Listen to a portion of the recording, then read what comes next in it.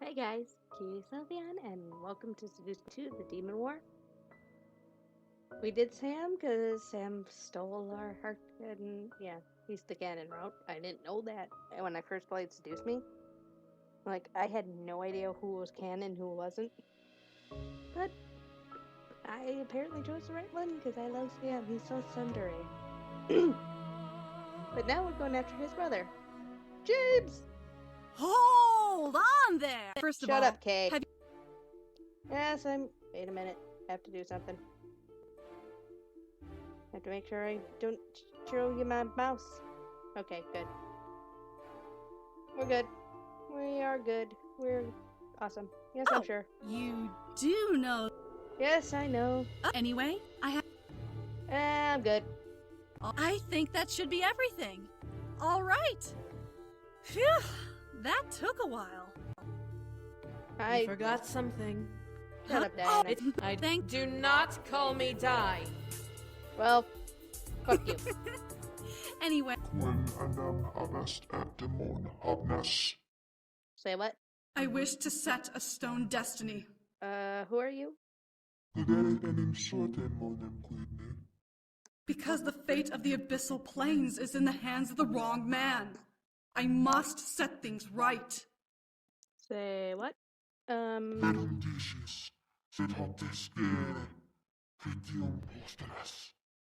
I come bearing my life force as the price. Take as much as you desire, as long as my request is fulfilled. Is this a demon version of Gary? Because it sounds different. And Gary will be meeting soon. Then, that is the price, as long as you set the stone destiny.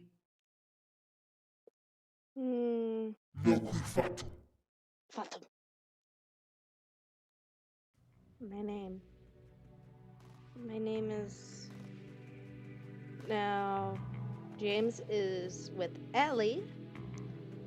Because in my head they're all sisters. Because Violet was with Sam. Allie is with James. Heidi is with Erik. Gina is with Damien. Jenna is with Matthew. So, oops. I'd almost forgotten it. I clung to it by a single thread, knowing that if I let go, I'd be lost in the dark void, never to return.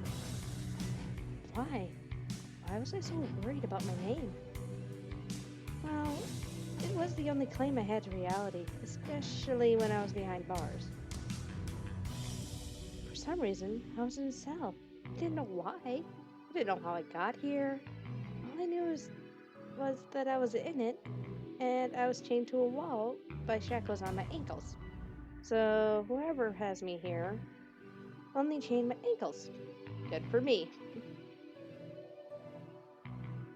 I didn't want to accept the bars as real. I didn't want to be in the cell. I didn't want to smell dark, dank stench of blood and sweat emanating from all around me. But I had no choice in the matter. No matter how many times I examined my surroundings, they remained the same. I was in a cell in a dimly lit stone dungeon. The walls were unfriendly and the shackles around my ankles provided no comfort.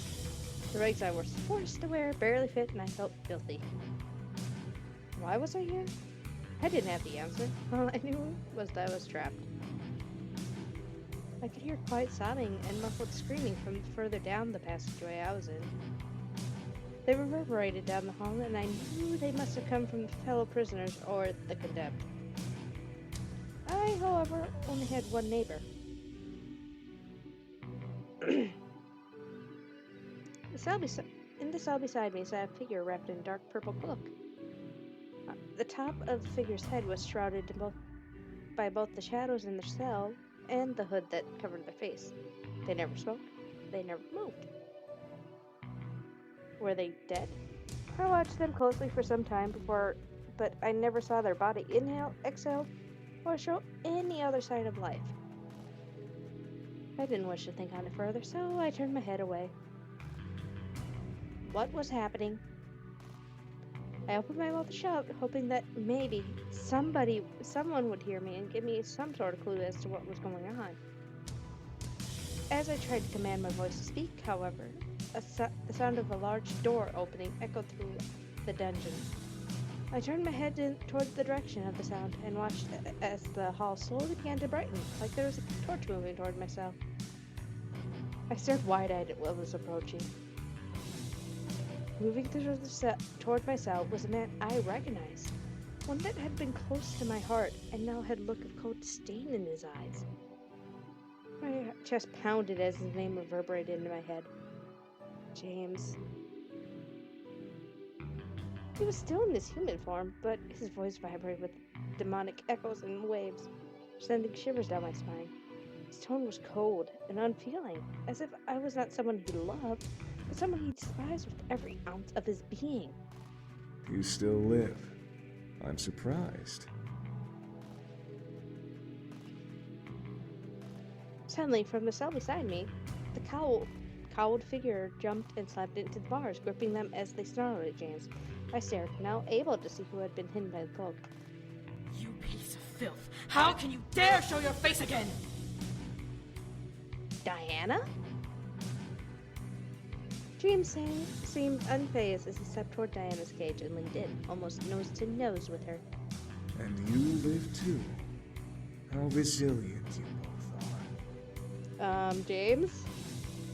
James? Do you want to wake up, please? Or, race trial, please? We're not so weak as to break under your chains, traitor. After all, unlike you, I carry pure Lilith blood in my veins. In that human, the one you love, is more powerful than your pathetic mind can fathom. Say what? You talking about me? What was Diana talking about? Why was James acting like this? I opened my mouth to speak, but felt something hold back my voice. It was a vice had tightened over my vocal cords and denied them any chance to create sound in my throat. James smirked and gripped Diana's chin, making her snarl louder. Anyone can be broken. It just takes time and patience, both of which I have in abundance. I don't like this shit. Fucking monk! James tightened his grip on her chin, digging his fingers into her jaw. Dan could only wince and glare at the one holding her. I felt fear run through my body as his lip curved even more into a devilish smirk. How can you look so evil? Be patient, woman. You'll have your turn soon enough. Say what? Turn? James? James, turn? Did I hear that right? Turn? Are we playing the game now? As James turned his gaze to me, I felt my body suddenly heat up. His eyes were glowing and almost sickly golden yellow as he stared into my soul and ignited my core with heat and desire. Oh, fuck no. I felt dizzy and weak, my mouth falling open, allowing a silent sky to escape my lips. What was happening? James released Diana and walked to the door of my cell, quickly manipulating the lock to open it. As the door opened, I felt myself crawl backwards toward the back of the cell, suddenly afraid of the demon who was approaching me. At the same time, I felt uncanny and unnatural elation for the man approaching me with a spark that tore at my heart. Well, time to dine. Diana has the same expression on her face that I do. It's like, oh hell no. Don't you fucking touch her! Say what? Before I knew it, Diana pressed her body against the bars dividing our cells and grabbed James's shoulders, digging her nails into it. You little... In retaliation, James swung his arm toward Diana and formed a familiar pistol in his hand. Within moments, he aimed and fired. I could only watch as Diana jumped back and held her chest, blood oozing from between her fingers onto the ground. I stared at James in both pain and surprise, before crumpling to the floor and exhaling the last breath she would ever take. My mind was caught in a frenzy of emotions. While I felt shocked, terrified, and mortified at what had happened, my mind continued to dance at the desirable waves that ran through my body. I could make it through myself. The pistol in James's hand disappeared as he let out a sneer of irritation. Holy shit, that sneer he has. Look at that face. That face is scary. Go away. Damn it! James then looked at me, towering over me as I both cowered in fear and melted against the back wall of my cell. Looks like you'll have to give me twice the amount of energy from now on. As James began to step toward me, I felt hot tears run down my cheeks while panted like a dog in heat. I wanted to scream. I wanted to tell him not to hurt me. My voice began to press against the voice of it, wanting to explode out. As James's shadow consumed me, and I let out a scream. Then, I woke up. I shot up in bed, panting wildly as my heart pounded hard against my ribcage. I gripped my hand over my chest, feeling my pulse beating underneath the skin in frantic rhythm in time with my hastened breath. I heard the faint echo of my scream bounce through the room, and as I let reality sink in. It was a dream, and I was awake now. Everything was okay. Everything was... Love? My heart froze, and I felt my body tense up at the sound of James's voice beside me. My heated cheeks reminded me of the tears I had shed in the dream, and who had caused them. Oh, James! I shot my head to the side to see James, the man whom I loved, but also the man who terrified me, looking at me with a face teeming with concern and worry. Love, are you okay? Get away from me! I couldn't control myself as I quickly rolled out of bed and pressed myself back against the far wall, staring at him in absolute terror. James only stared back at me, still shocked and now troubled. He didn't move, most likely not wanting to frighten me further. James, I'll hug you. Images of the dream I had began to replay in my head, placing the James in bed with the James that towered over me in the dark jail cell. My body shook violently from the memory, but soon logic began to break images apart, leaving me with the slight sight of James still in bed, staring at me. My thoughts slowly mounted, and I felt myself start to cry once again. This time, my heart began to ache as I realized whom I had yelled at.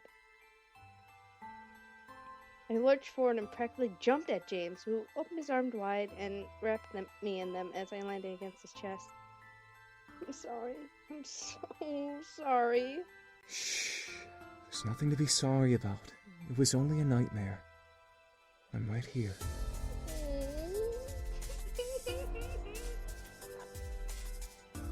James held me close to him as I began to cry into his shoulder. I continued to apologize to him, whimpering and sobbing like a child, as the fear from the nightmare slowly began to fade away. James's hand simply ran over my head and hair, trying to calm me down. It had felt so real, and yet I knew that it couldn't have been. James was right here, protecting me and comforting me, proving that the love he had for me. He would never hurt me. Ever. Eventually I was able to calm down and look up at the man holding me as he gently smiled down at me. Are you alright? I nodded, only earning a small squeeze of his arms around me. I naturally tilted closer to his body, desiring more of his warmth. Aww. What time is it? Now remember, Allie kinda matured over the past 2 years since they've been engaged. She was normally nerdy and kinda know-it-all. Now she's mature. James gently hugged me tighter to his body as he looked over to his nightstand at his phone, which was docked in a fancy speaker charger. It's 3:40 a.m. We still had a few hours before our alarms were set to wake us up. Crap. Why did I have a nightmare and wake both of us up? I gripped James's shoulder and looked up at him apologetically. I'm sorry. I know that you need your sleep. Please don't worry about it. My beautiful fiancé is much more important to me than sleep.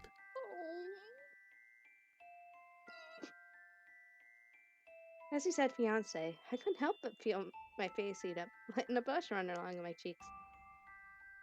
It was true. I was his fiancé. He had asked me to marry him a couple of months ago, and I had accepted his proposal, wanting to be his wife. Nah.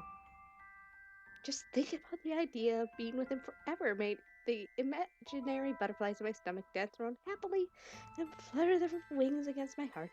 It was a dream come true. His love and warmth assured me that my nightmare was just that. He was my wonderful husband-to-be, and I was going to be his wife. My body couldn't help but shiver in happiness. James caught the shiver and gently ran his hands up and down my arms. Are you feeling cold? No, you just make me happy, that's all. As I leaned up and kissed James' cheek, he smiled and kissed mine in return. His warm lips sent another euphoric shiver down my spine, and I felt joy run through my veins. I truly loved James. I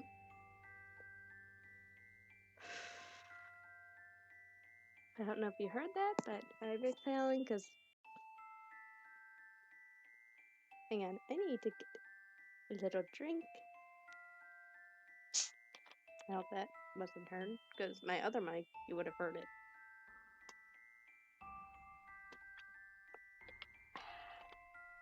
Voice is ready?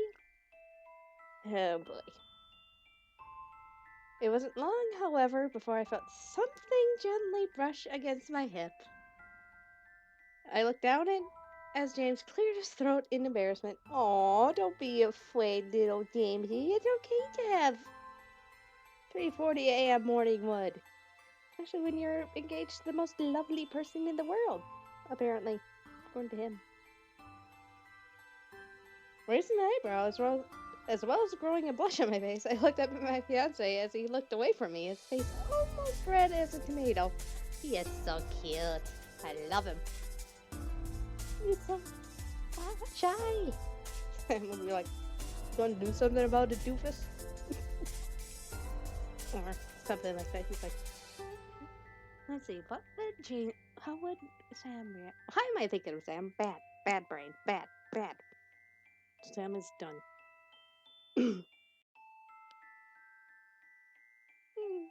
I'm sorry, I can't exactly control my excitement when you say things like that.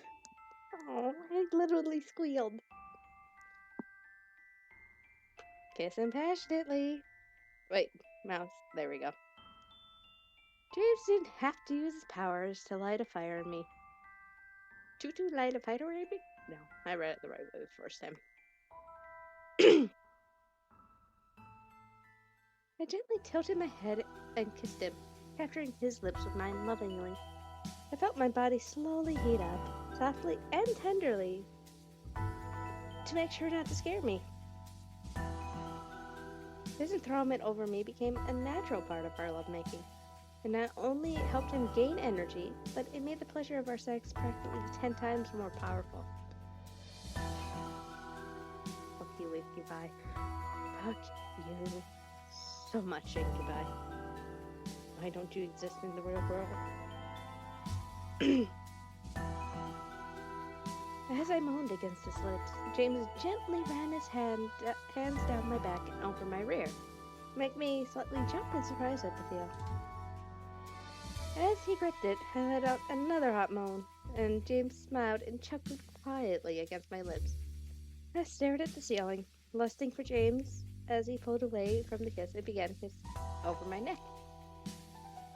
I absolutely needed this man, and I needed him now. My body pressed against his and forced him back onto the bed, allowing me to be on top and be in control. James stared up at me, still gripping onto my ass and gently massaging each cheek with his fingers with a smirk. We both knew that he was always in control whenever we made love. However, my rebellious attempts at being a top often spurred him on to be that much more rougher in our play. It was like a game. Still, I like to think that I tried valiantly and not in vain.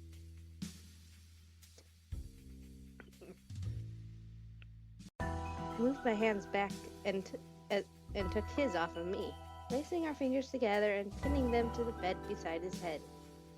They didn't fight back against my own, but James's face continued to intimidate me with a playful smirk and a dominant gaze. I gently leaned down and captured his lips again, grinding my hips against him and showing him the heat and desire I was feeling for him.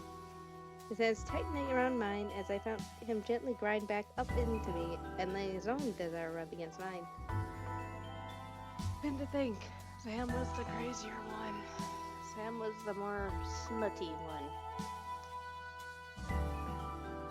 My body forced me to pull my lips away, making me bite my lower lip in pleasure and at the crime before suddenly feeling myself being flipped over on the bed with James smirking over me. I didn't care. I wanted to take him in whatever position we ended up in. Wrapping my legs around his waist, I pulled James close and leaned my head up, brushing my lips against his. What are you waiting for? Take me. No. What are you waiting for? Take me. Holy fuck, how did that come out of my voice? As you wish. Hello. Can I hear that again, please? As you wish. Thank you. Within mere moments, we went from grinding each other to moaning each other's names as we made passionate love. Our clothes were thrown about the room, but we didn't give a damn. We were busy. Good for you! Every movement pushed moans and gasps from my lips, building towards a beautiful high as I moved against him and made him feel the same. Our sex wasn't just to feel pleasure. It was our bodies melding and moving together in perfect harmony, with each moan professing our love for each other. There was a single moment of silence between us, letting our love echo through the room. Good thing the boys are gone. Holy shit.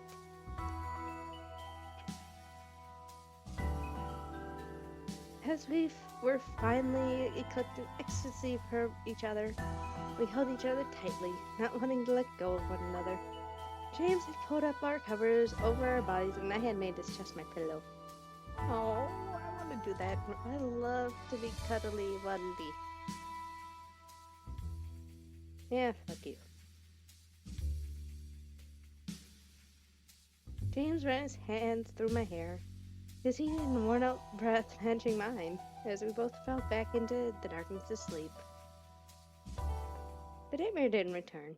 I slept peacefully within James's arm, as if nothing else mattered in the world except for him and me. The morning was kind, James and I sweetly awakening before our alarms. Oddly, I felt well rested and ready for the day ahead. As I looked at James, who was still holding me, he opened his eyes slowly and smiled down at me. Good morning. Did you sleep better? God damn you, wearing pants! I nodded, causing him to chuckle and kiss my forehead. My own lips curled up into a smile as the lips touched my skin. I hugged him tighter, burying my head in his chest. Do we have to get up? Unfortunately, we do.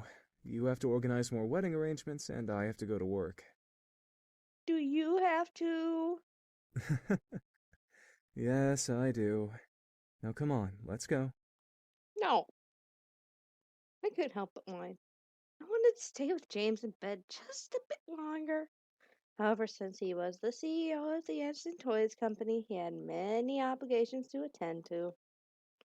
Not even his future wife could pull him away from those duties. As James sat up, he took me up into his arms and kissed me lovingly, making a smile grow back on my cheeks. I couldn't be annoyed for long whenever he kissed me. We went downstairs and had breakfast together before James went to work. It was always depressing whenever he left me alone in the house. However, he was the CEO and I was currently in school getting a degree. Luckily for me, all my courses were online, so I didn't have to leave the house to get the degree I wanted. Attending classes in pajamas was always better than having to put on regular clothes. I stretched and yawned, still slightly tired from waking up in the middle of the night. As I thought about that moment, I couldn't stop images of my nightmare flashing through my mind. Quickly, I shook my head. Nope. It was a stupid dream. No. Before that night, I had wonderful dreams of James and I preparing the wedding and eventually seeing each other at the church. He hadn't seen my dress despite trying to. So he'd be stunned and I'd be blushing and smiling ear from ear to ear. That one nightmare, however, worried me. What if it was an omen? A sign? I wrapped my arms around myself, feeling a cold wave of nerves rush against my skin. My first instinct was to call Naomi or Suzu, just to vent about it and get it out of my system, but if there was something supernatural at work, they wouldn't understand. Closing my eyes, I made a decision. I took my phone out of my pocket and dialed a number onto my phone without looking at it before bringing it up to my ear. The other line rang a couple of times before I heard a voice answer at last. Hello? Hi, Bae! Hi, Sam! Hi, Bae! Crap! I didn't know Sam was still sleeping. Sam? Is Carrie awake? Dude, why are you calling? Sam, you dork! Give me the phone! I know it's her! Doofus, calm down. Haha! Hello? I smiled. Carrie was Sam's wife. Yep, I said it. Wife! Fuck Carrie, though. I mean, I love that they got their own wives, but I've gotten used to it, as I said in Sam's route. They deserve them. They had been married for almost a year, and despite sounding like they were always bickering half the time, sounds like Violet and Sam to me. They truly loved each other. Sam had met her while investigating a haunted house. Really? Really? She had been there as an architectural consultant, and they clicked as soon as they both left. What was even more surprising about their relationship, however, was that Carrie knew what he was before he even confessed it to her. Apparently she was a witch, a person who had been granted permission to know about magic and otherworldly creatures by the angels, and was gifted both demon and holy magic. Fuck yeah. I only got to know about otherworldly creatures because I was in a relationship with one and was marrying with him. Hey, Carrie, are you free right now? Huh? Well, I kinda just got out of bed, but let me check my schedule, okay? Give me a sec. I heard Carrie climb over Sam at one point, making him swear at her before he groaned in defeat at the situation. Poor Sam, always getting crawled over. Or getting anything. After a couple of book flips from the other line, Carrie finally cheered. I don't have anything scheduled for work today, so I'm all free. What do you need? Wedding advice? No, not that. Mind coming over? I kinda want to ask you something. Sure thing. Sam's got work today. It'll just be me. I'll even bring some pizza and stuff so we can have a fun girls' lunch. What do you say? Sounds great. See you soon. I love Carrie. She's awesome. The phone call ended and I was like, this would be good for me. Carrie might be able to help clear things up. I decided to clean as I waited. The mansion was huge after all, and it never stopped collecting dust. Soon enough, however, Carrie came by with 2 pizza boxes in one hand and a large bottle top in the other. I couldn't help but feel my stomach gurgle at this delicious smell. She brought deep dish pizza. Yum! We settled into my room and made my bed into our picnic area. By the way, I love Carrie's design. She is so cute. I love it. But Sam belongs to Violet. Back, bitch, back! No. No. Why am I don't know what I'm doing with that. We laid out a blanket so we didn't get crumbs on the bed itself, but we liked our makeshift eating spot. So, what's going on? Are you having premarital trouble? No. No. It's not about our marriage. Well... Carrie tilted her head at me, wondering what was the matter. I began to doubt myself. Should I tell her about the nightmare? Maybe it was just a really bad dream and I was overthinking it. I closed my eyes, thinking about what to say. Eventually, I finally spoke up. I had a nightmare last night. Huh? A nightmare? Was it really bad? I nodded, remembering how horrified I was in the nightmare, visibly shivering at the memory. Carrie frowned and poured me a glass of pop. Maybe I should have brought alcohol. You should have brought the alcohol. Then we can blame it on the alcohol. Oh no. No, it wasn't that terrible, I swear. I rubbed the back of my neck. I had to relax. It was a nightmare, nothing real.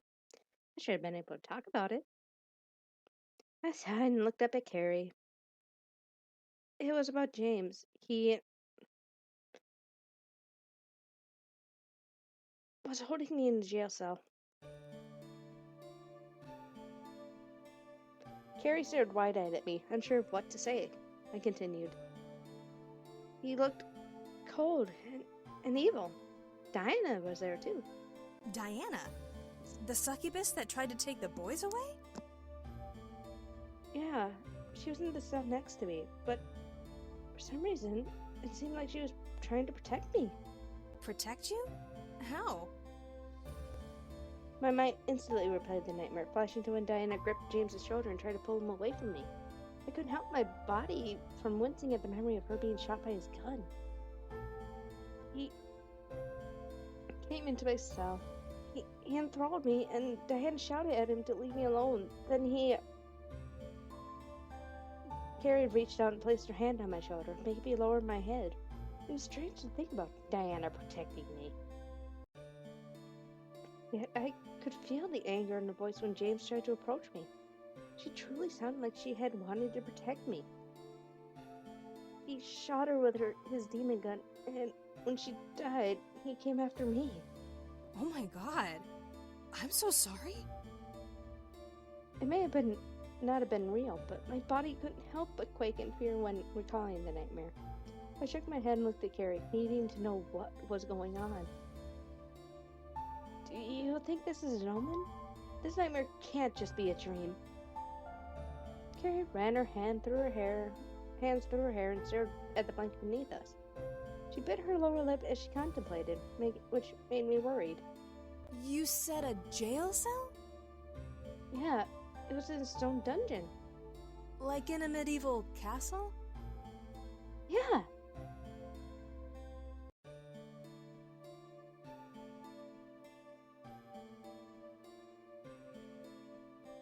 Carrie shook her head again and ran her hands through her hair once more before looking up at me.